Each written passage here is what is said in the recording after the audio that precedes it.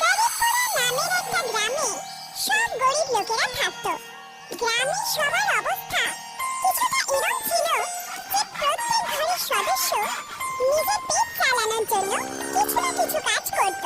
কেউ খেতি করত, কেউ পশুপালন বা কেউ মজদুরি।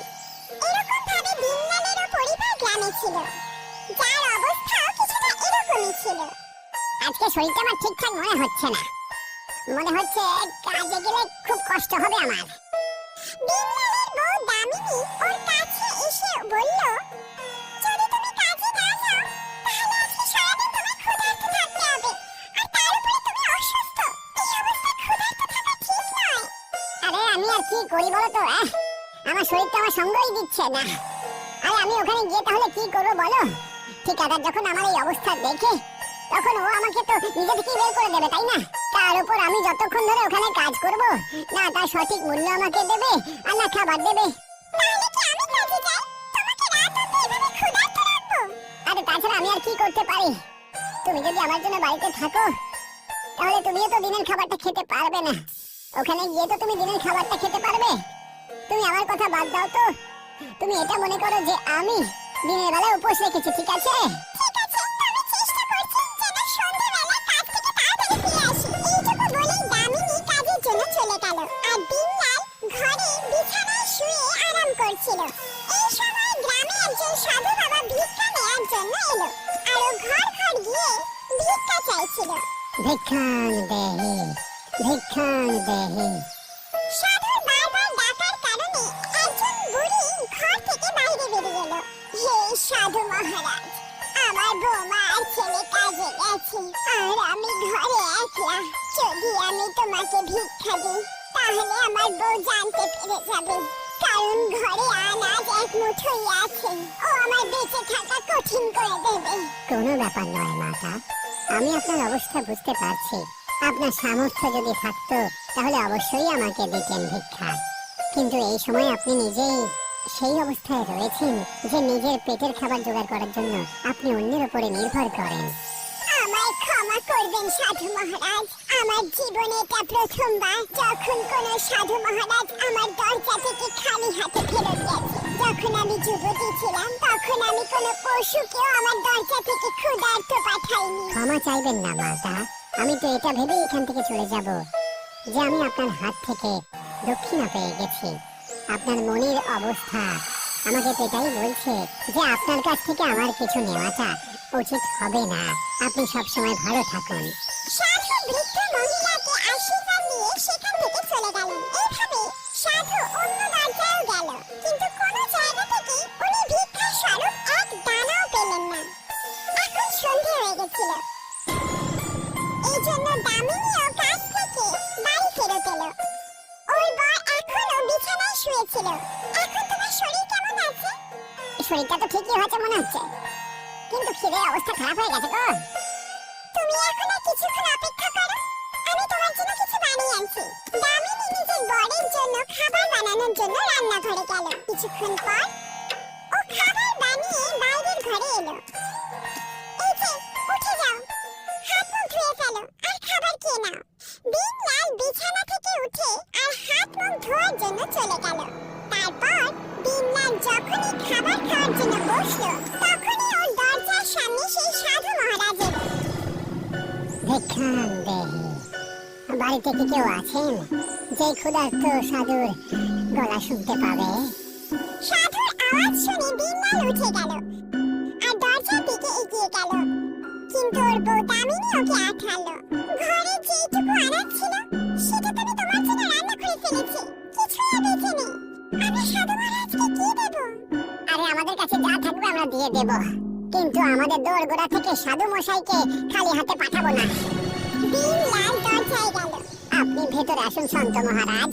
দিনলাল সাধুকে ঘরের ভেতরে নিয়ে এলো আর ওনাকে সেই জায়গায় বসালো যেই জায়গায় ও নিজে খেতে বসেছিল। আপনাকে দেখে ক্ষুধার্ত মনে হচ্ছে, আপনি ভোজন গ্রহণ করুন। হে সন্ত মহাত্মা, তুমি হলে এই গ্রামের প্রথম মানুষ যে আমাকে চাওয়ার আগেই আমাকে ভোজন দিচ্ছে, কিন্তু তোমার অবস্থা দেখে তো এটাই মনে হচ্ছে যে তুমি নিজেও ক্ষুধার্ত। না না সন্ত মহারাজ, আমি তো একটু আগেই ভোজন করেছি, আপনি আমাকে নিয়ে ভাববেন না একদম। বলেছিল ও এই জন্য মিথ্যে বলছে যাতে ও ওনাকে ভর পেট খাওয়াতে পারে। উনি ওকে বলল, এই সেবা ভক্তির তুমি ফল অবশ্যই পাবে। ভোজন করার পরে দিনলাল সাধু মহারাজকে বিশ্রাম করার জন্য খাট দিয়েছিল আর নিজে মাটিতে শুয়ে পড়ল। কিন্তু যখনই সকাল হলো সাধু মহারাজ কিছু না বলে সেখান থেকে যেতে লাগলো। তখনই দিনলালের চোখ খুলল আর ও সাধু মহারাজের কাছে গেল, যে কিনা এখন ওর দরজার সামনেই ছিল। হে সন্ত মহারাজ, আপনি তোমাকে আশীর্বাদ না দিয়েই চলে যাচ্ছেন না? আমি তোমাকে আশীর্বাদের রূপে এমন একটা বস্তু দিয়েছি যেটা তোমার এই অভাব সারা জীবনের মতন ঘুচিয়ে দেবে। এইটুকু বলে সাধু মহারাজ সেখান থেকে চলে গেল। কিছুক্ষণের মধ্যেই দিনলালের ঘরের খাট চমকাতে লাগলো। ওমা দেখো, এই খাটটা এমন ভাবে চমকাচ্ছে মনে হচ্ছে যেন সোনার। আর এটা মেনে নেওয়ার কি আছে? আরে এটা তো সোনারই, বুঝতে পেরেছো? এরকম ঝলমল জিনিস তো সোনা ছাড়া আর কোনো জিনিসে হতে পারে না গো।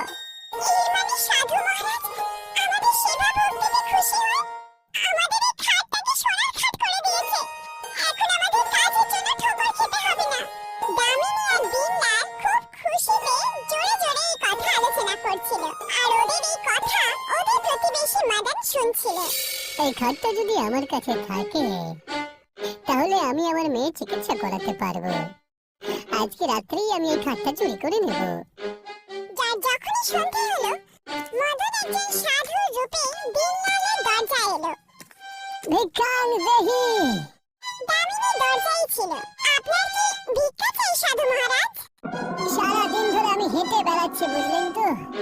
সারা শরীরে ক্লান্ত, বিশ্রাম করতে চাই আমি। আমি কি আজকে রাতটার জন্য এখানে বিশ্রাম করতে পারি? হ্যাঁ, আপনি ভেতরে আসুন। দামিনীর কথাতেই মদন ঘরের ভেতরে এলো। মদনকে বিশ্রামের জন্য সোনার খাট দেয়া হলো, কিন্তু মদন বিশ্রামের পরিবর্তে দিনলাল আর দামিনীর উপরে নজর রাখছিল। যে এরা দুজন শুয়ে পড়বে, আমি সোনার খাটটা চুরি করে এখান থেকে পালিয়ে যাব। মাঝরাতে যখন সবাই ঘুমিয়ে পড়েছিল তখন মদন নিজের নকল গোঁফ আর সাধুর চোলা ফেলে দিল আর খাটটাকে নিয়ে সেখান থেকে চলে গেল।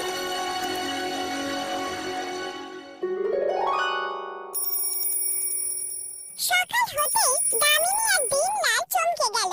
ওমা, এই দেখো, সাধুর চোলা আর ওর দাড়ি মুছ। ও এটা ঠকছিল আর আমাদের সোনার খাট চুরি করে নিয়ে গেল। দামিনী আর দিনলাল সোনার খাট খোঁজার জন্য বেরিয়ে গেল। এখানে মদন যেই খাট নিয়ে কিছু দূর পৌঁছালো ওর হাত থেকে খাট পড়ে গেল। ও দেখলো ওর দুই হাত সোনার হয়ে গেছিল। এটা আবার কি হলো? আমার হাত দুটো কাজ করছে না কেন? ওখান দিয়ে যাওয়া সাধু মহারাজের নজর মদনের উপর গেল। উনি ওর কাছে গেল। এই খাটটা চুরি করে তুমি অন্যায় করেছো। ওদের দুজনের সেবা ভক্তি দেখে প্রসন্ন হয়ে ফলস্বরূপ দিয়েছিলাম। এখন তোমার নিজের অপরাধের জন্য ফল তো ভোগ করতেই হবে। খাট খুঁজতে খুঁজতে দামিনী আর দিনলালও সেখানে এসে পৌঁছালো। মদন দাদা, আমরা তো এখনো বিশ্বাস করতে পারছি না যে আপনি এরকম কাজ করতে পারেন। আমাকে ভুল বোঝো না বোন, এই সব কিছু আমি আমার নিজের মেয়ের চিকিৎসার জন্য করেছিলাম। তুমি তো জানোই যে ওর অবস্থা কতটা খারাপ হয়ে গেছে। দামিনী সাধু মহারাজকে অনুরোধ করলো, হে সাধু মহারাজ, আপনি ওনার ভুলকে ক্ষমা করে দিন আর ওনার হাতটাকে আবার পুরনো অবস্থায় ফেরত দিয়ে দিন। যে মানুষ আর অন্যায়ের সাথে সবসময় এরকমই হয়, আর অন্যায়ের সাথে সবসময় এরকমই তো হয়। সাধু মহারাজ, আমার মনে হচ্ছে মানুষ ভুল হয় না, ওর সময় আর পরিস্থিতি ভুল হয়। যদি মদন দাদার মেয়ে অসুস্থ না হতো তাহলে উনি কখনো এরকম করতেন না। দামিনীর নিবেদনে সাধু মহারাজ মদনের হাতকে আবার পুরনো অবস্থায় নিয়ে এলো আর দিনলাল সেই খাটটাকে খাটে উঠিয়ে আর বাজারের দিকে এগোলো। তুমি খাটটাকে নিয়ে কোথায় যাচ্ছ? আমি কোনো বড়সড় জহরিকে এটা বিক্রি করে দেব, কারণ এটা যদি আমার বাড়িতে থাকে না তাহলে কেউ না কেউ এটা চুরি করার জন্য আবার আসবে, বুঝলে? এটা বিক্রি করে যে পয়সা পাওয়া যাবে সারা গ্রামের অভাব দূর